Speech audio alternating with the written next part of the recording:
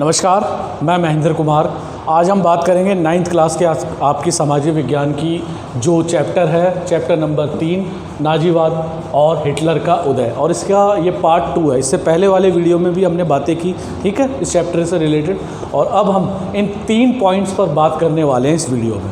तो ये 3 पॉइंट है। प्रथम विश्व युद्ध के बाद जर्मनी 1919, ठीक है, जब ये वर्साई की संधि, उस पर हम बात करेंगे। नए राजनीतिक विचारों का उदय, ठीक है, उसमें अलग अलग विचार आए जैसे डिक्टेटरशिप, तानाशाही या साम्यवाद का झुकाव। और तीसरा जो पॉइंट है आर्थिक संकट, आर्थिक महामंदी 1929 की, जिसको महामंदी के रूप में भी आप जानते हो, वॉल स्ट्रीट से शुरू हुई, तो उसके ऊपर भी हम बात करेंगे। तो चलिए इस वीडियो को स्टार्ट करते हैं।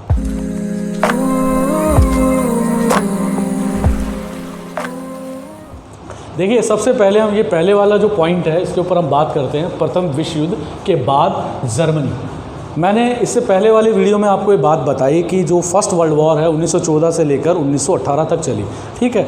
इस वर्ल्ड वॉर में जो है जर्मनी का बहुत ज़्यादा नुकसान होता है और उस नुकसान के रूप में विश्व के अन्य देशों को भी बहुत सारा नुकसान पहुंचता है। तो इस नुकसान की भरपाई उस बर्बाद जर्मनी से इन मित्र राष्ट्रों ने की। किस रूप में? वर्साई की संधि के रूप में। वर्साई की संधि की जो शर्तें थी वो इतनी ज़्यादा अपमानजनक, इतनी ज़्यादा कठोर थी खुद जर्मनी के लिए। तो जर्मनी जो है उस संधि की वजह से बर्बाद हो गया, जो है अपमानजनक स्थिति में पहुंच गया और वहाँ के नागरिक जो है त्रस्त हो गए। और वहाँ की जो लोकल सरकार थी उसको बदलने के लिए नए राजनीतिक पैमानों की घोषणाएं वहाँ की जाने लगी, नए नए संगठनों की वहाँ घोषणाएं की जाने लगी। और जर्मनी दिनों दिन जो है तानाशाही की ओर झुकाव करता चला गया। नए नए विचारों का पदार्पण जर्मनी में होता गया। जर्मनी में अब एक ऐसे लीडर की तलाश थी जर्मनी को, जो जर्मनी को इस अपमानजनक स्थिति से बाहर निकालकर वापस शक्तिशाली मुल्क के रूप में जो है लोगों, देशों के सामने खड़ा कर दे जर्मनी को। तो उस तलाश को जो है हिटलर के रूप में, उस तलाश को हिटलर के रूप में सबके लोगों के सामने जो है हिटलर ने रखा। तो हिटलर जो है अपने विचारों के माध्यम से जर्मनी को वो आगे लेके आया। जर्मनी के जो है विस्तारवाद की इस नीति को जो है हिटलर ने अपने तरीके से नए नए आयाम दिए, नई नई घोषणाएं, नई नई योजनाओं को वो जर्मनी को शक्तिशाली बनाने के लिए लेके आया। जैसे हथियारों, नए नए हथियारों को बढ़ाने के लिए उसने नई नई योजनाओं पर काम करवाया और जिससे जर्मनी शक्तिशाली बन सके। उसने ऐसी योजनाओं पर काम किया जिससे आसपास के मुल्कों को जीता जा सके विस्तारवाद की नीति के कारण। तो ये जो सब कुछ संभव हुआ जो है उसके विचारों की वजह से, हिटलर के जो विचार थे बड़े ओजस्वी विचार थे। उसने जो है जनता को प्रभावित किया अपने भाषणों से। उसने इस बात का ज्ञान करवाया कि हम जो जर्मन कौम है वो विश्व की सबसे सभ्य कौम है, सबसे शक्तिशाली कौम है।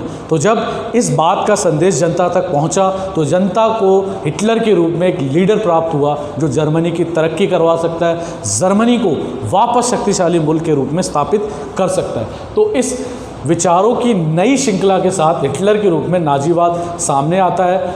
और साम्यवाद का जो झुकाव है, थोड़ा बहुत साम्यवाद का, ठीक है, और इसके अलावा तानाशाही का, यानी जो किया जाएगा वो राज्य के लिए किया जाएगा, व्यक्ति विशेष के लिए नहीं।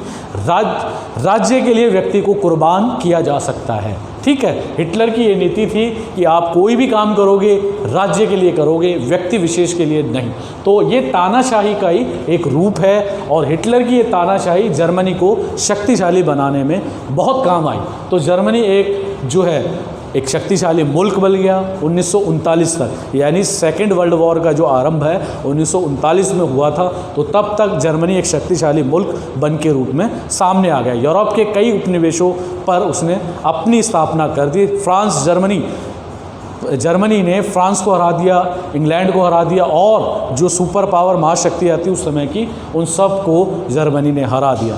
अब उसका जो नया आगे का जो टारगेट था जर्मनी का वो पूरे विश्व पर कब्जा करने का था। तो देखते देखते सेकेंड वर्ल्ड वॉर की जो रूपरेखा है वो तैयार हो गई। एक और इस दौरान एक संकट आता है आर्थिक संकट के रूप में, आर्थिक महामंदी, ठीक है। ये जो यूएसए का वॉल स्ट्रीट शेयर बाज़ार है, वहाँ अचानक से जो शेयर बाज़ारों के दाम थे वो अचानक से लुढ़क गए, धड़ाम से नीचे आ गए। उसकी वजह से जो है आर्थिक संकट के हालात पूरे विश्व में पैदा हो गए। लोगों को रोज़गार जो मिलता था वो छूट गया, लोगों की जो इनकम थी वो ज़मीन पर आ गई, यानी बहुत कम हो गई, जिनसे नित्य जो जीवन की डेली रोज़ाना की जो वस्तुएं थी उनका वो उपभोग नहीं कर पा रहे थे, क्योंकि जो उनकी सैलरी थी वो कम हो गई। उसकी वजह से जो है पूरे विश्व में एक ऐसा वातावरण का निर्माण हो गया कि लोगों के जो अलग अलग जो देश थे वहाँ की जनता त्राही त्राही करने लगी।